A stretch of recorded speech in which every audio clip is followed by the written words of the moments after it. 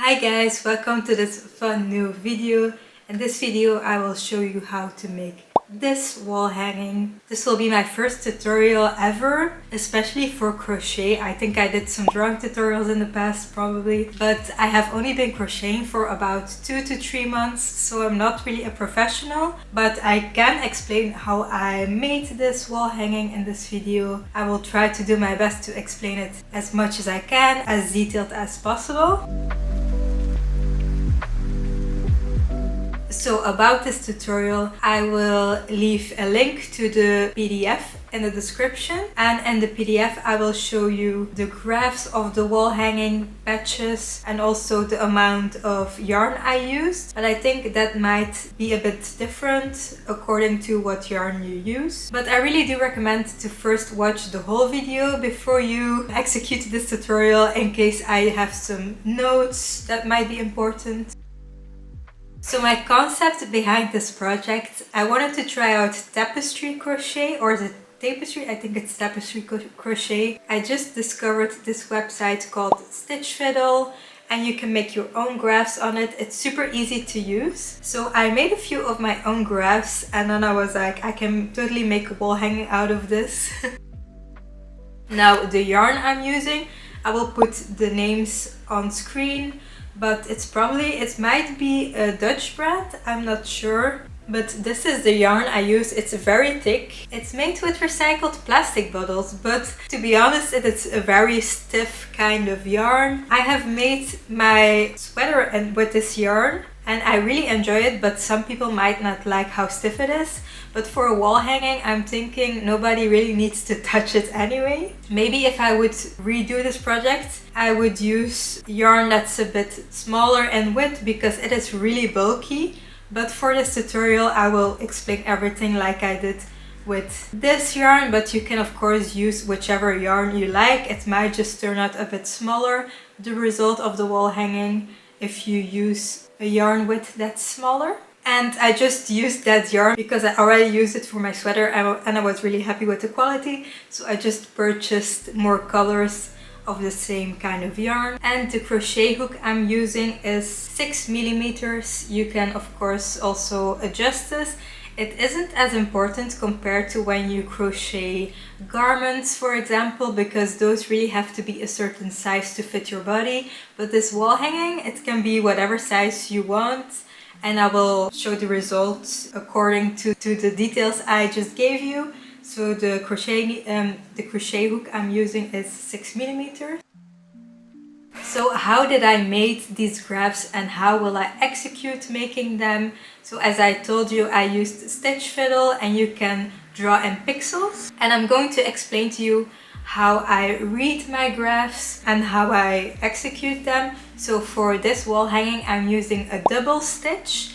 You can also use a single crochet stitch. I will show you how I do my double crochet stitch in the tutorial that will follow. And how I do it is, I have these graphs and they are 15 to 15 in width and height, so 15 pixels to 15 pixels. How I do it is per pixel I do 2 double crochets. I think if you would use a single crochet stitch, you would only need 1 of that. But when you want to make 1 square pixel, you need 2 double crochets, because the double crochet is a bit higher. So if you have 2, it makes a square. If I have a graph that's 15 pixels to 15 pixels high, I will need 30 chains, but I will show you in just a minute. But I just want to clarify beforehand that is how I will go to work. If you want a more refined, detailed version, you should use the single crochet stitch, but then your result will also be half the size of if you would use a double crochet stitch.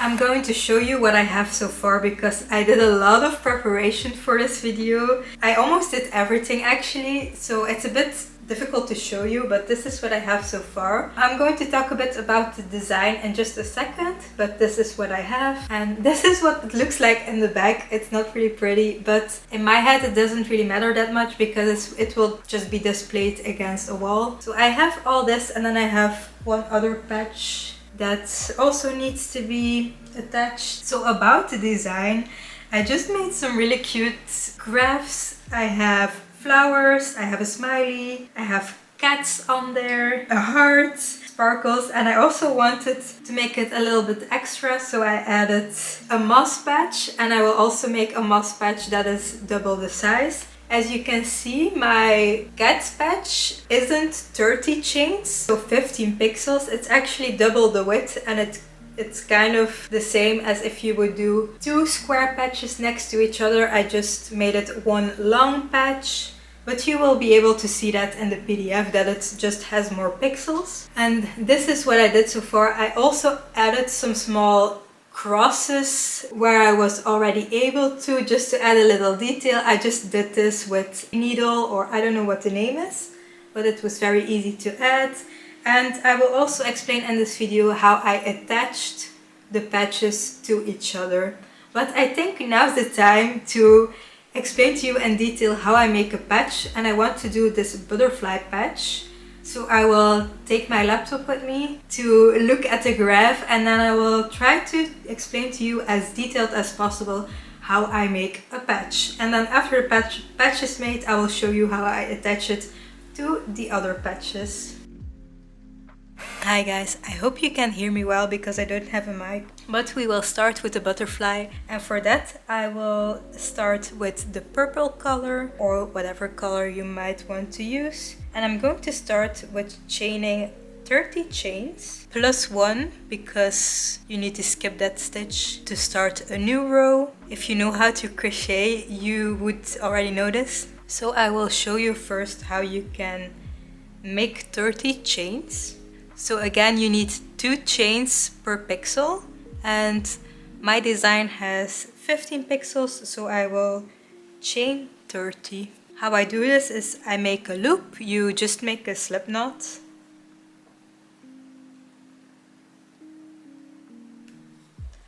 Like this. I hope it will focus because my camera just goes out of focus all the time. But I hope you'll be able to see what I do. Then I take my hook and I put it through, and then I do this. And that is 1.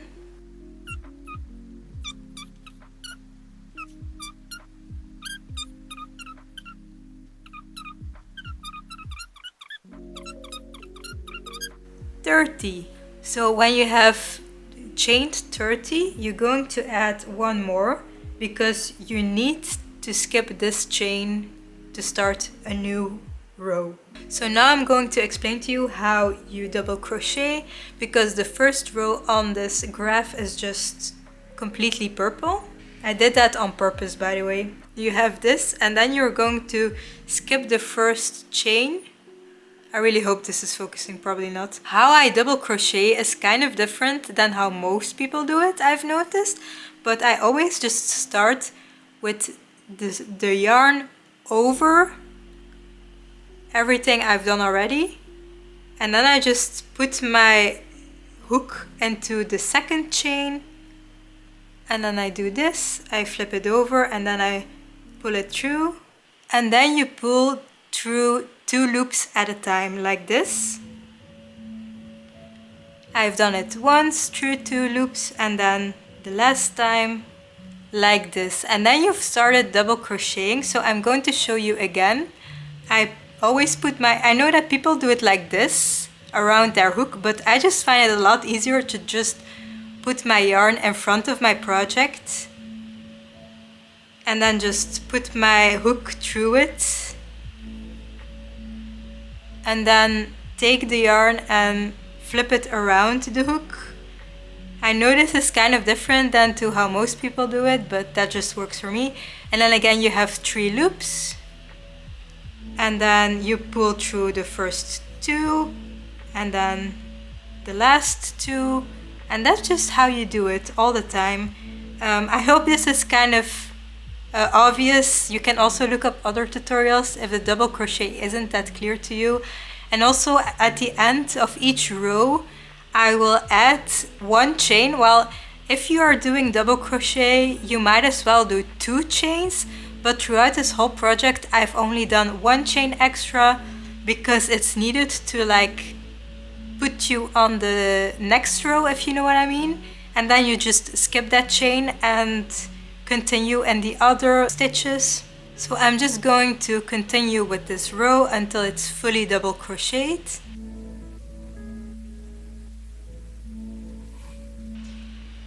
And then if you did your first row, I'm just going to add another chain, or you can also add 2 chains, but I've always done it with 1 chain accidentally.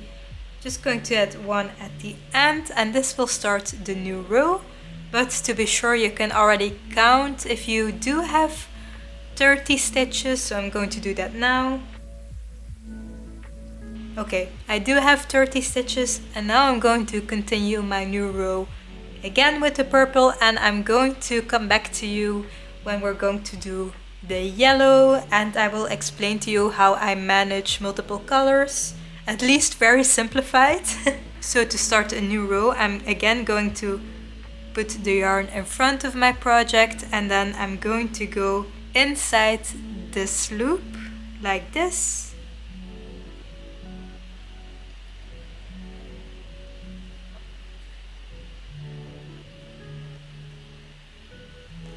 And now I'm going to count. I need to do 8 stitches until I can start with the yellow color. So I'm going to add 7 more stitches.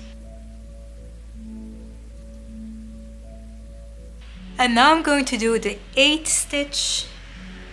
So how I will do that, this is directly before changing a color, is I will start my double crochet stitch like normally. Then you have the 3 loops. And I'm going through the first 2 loops, and then you still have 2 left, and that's when I'm going to add the new color. And I'm just going to drop the yarn behind the project. It's very important to always drop your colors of yarn behind the project and keep them in the back.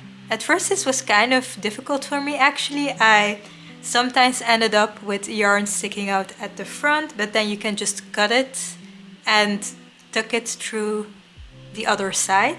So just end your color on the back, and then I'm going to come in with yellow. How I do this is just like this, and I'm going to end off the double crochet by pulling the yellow through the last 2 loops. And I'm just going to continue now like normally. Now I need to do 4 stitches because there are 2 pixels. So that's what I'll do. I'll just keep the yarn at the back. What you can also do, if you don't want to be as messy as I am, you can yarn over the loose ends, and you can bring this purple color to the other side by just crocheting over the color. I don't know how to explain this exactly, but you just put your yarn tails against your project and you just crochet over it so that it's really nicely tucked away. But I just leave my ends at the back, to be honest, and it's fine for me. It looks a bit messy at the back, but that's okay. So now I'm going to do 4 double crochets.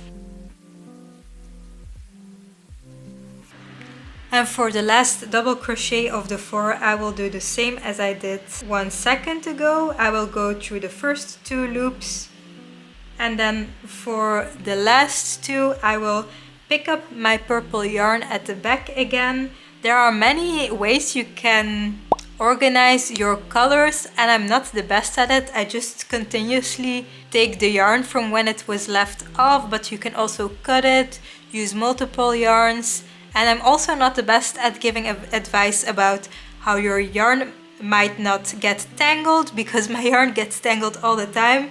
So maybe you can look up some information for that if you want to. This is just finishing off the 4 double crochets, and then I need to do 6 more purple stitches. So again, this yellow I will leave it at the back. You can also try to crochet it into the project like I just told you how to do, but I will just leave it hanging at the back, and then I will pick it up again when I need the yellow again. And this is what it looks like so far at the back. Be sure to always leave your yarn at the back because I've made so many mistakes in this and then didn't notice until it was too late, and then I had to cut in between it to fix it. I think for now I will continue doing this because I think this is everything I could have explained, and then I'll check into you in a minute. Guys, if you're going to pull on the string at the back, be sure to not pull too hard because otherwise your crochet work will bunch up. So be sure to leave enough space when you're switching colors.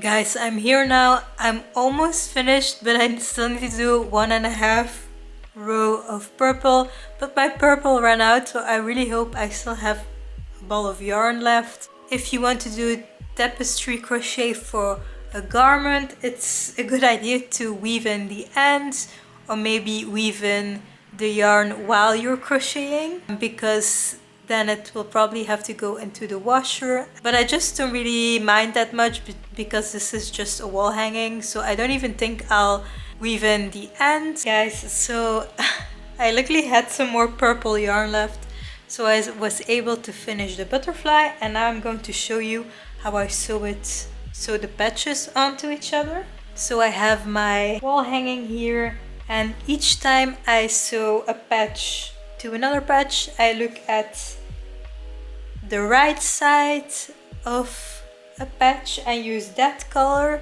to attach it to the right patch, if you know what I mean. And I also look at the top.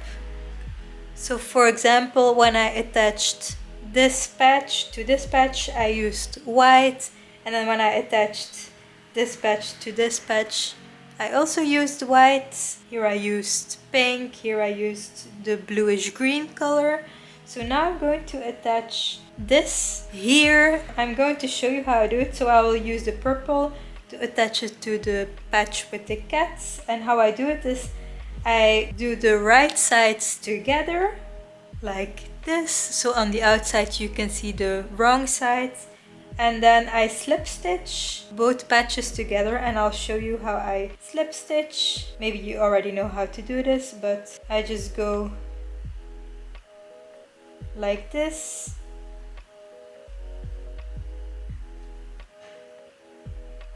And then go through the 2 loops, and you just keep continuing until you're done. And then when you're done, you're just gonna cut off the end and pull the end through the loop. And then you're done. Look at this. It looks so cute. This is what we have so far, looking good already. We still need to do this patch and then this big moss patch, and then everything will be assembled. I'll probably do some frillies at the bottom, and I still have to look for a wooden dowel for the top, and then it will be done. Yay! I hope this tutorial has been kind of clear so far. I'll probably finish the 2 last patches off camera, and then I'll give some more instructions, but I hope it was clear already. If you have some more questions, you can ask me. I hope I can answer that, but I hope everything I explained was clear to you and that you can also make a fun wall hanging now.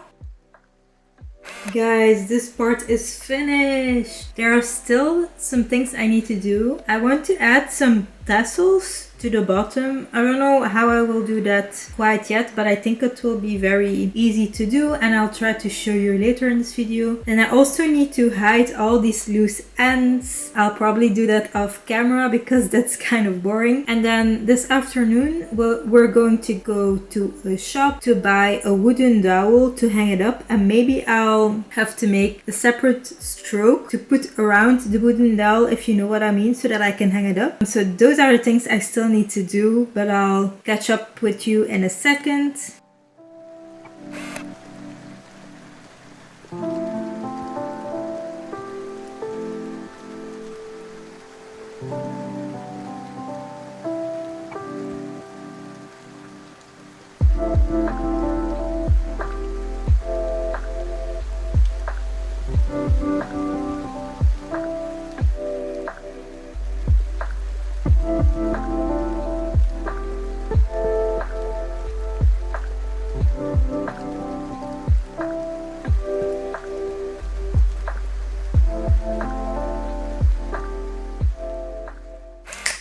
Hi guys, I'm back. It's 2 days later. I'm wearing the same outfit. I know. I wear my outfits multiple days.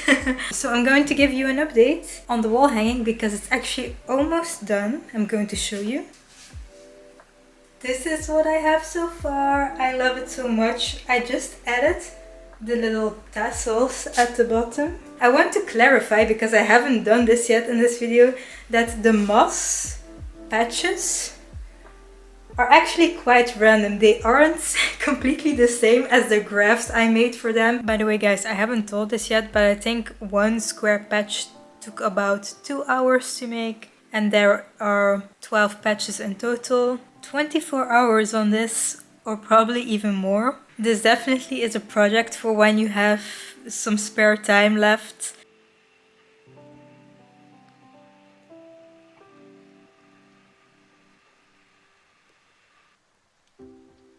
Guys, I have my dowel now. It's actually a part of a broom, and Evict will make it the right size for me. I want to crochet a separate piece to attach to the top of my wall hanging so that it can be draped around this wooden dowel. We just made these really good looking filled peppers. I just wanted to let you know that we made these because it looks really good, and that's all. This kind of looks like an ice cream. But I'm now doing the top border to go around the wooden dowel, and I'm going this way. So I started with 12 chains, and for each color I'm going to do 19 rows, and then at the end, when it's finished, I'm going to attach it to the top of my wall hanging.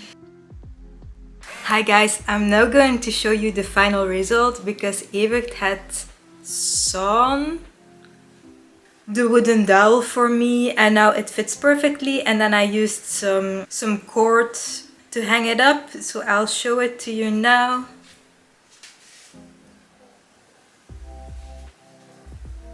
This is the result.